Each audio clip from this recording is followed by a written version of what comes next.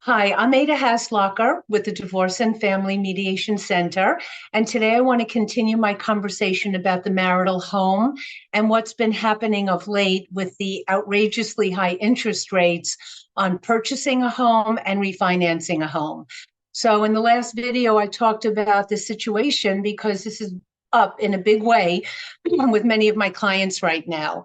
And there are three conditions, so situations, if you will, that will arise during the mediation. One is when a couple wants to be able to continue living in the house together and delay the sale or the refinancing for an extended period of time. And in those cases, I usually recommend doing a post-nup agreement because they want to keep living together. So a separation agreement really isn't applicable in this case. And the post-nup agreement describes exactly what the arrangements are, kind of like what a prenup would do.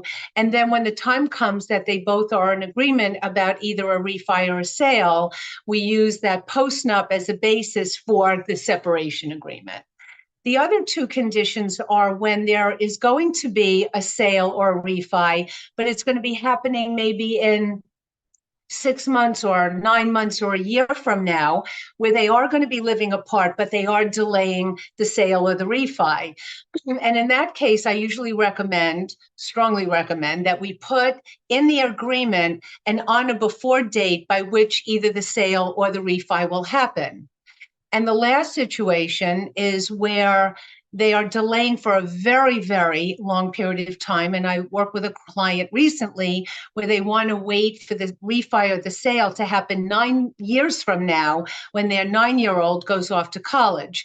Now, they are going to be living separately and apart. So the same condition in a way would apply with the short-term sale or refi, but the big issue here is we want to not only put an on and before date, but maybe have a sooner to occur of the interest rates dropping to a certain percentage that would make the refi more palatable for the spouse who is about to refinance the house and buy out the other one's share of the equity.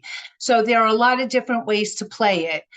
I want to talk about a really, really long delay where they are going to be living apart and maybe we're waiting 9 years for a refi, and what the risks could be for the spouse who is moving out of the house but staying on the mortgage and the deed, and some risks for the one who is staying in the house, both of them staying on the mortgage and the deed. So I will follow up in the next video to talk about that because there's a lot of detail about that.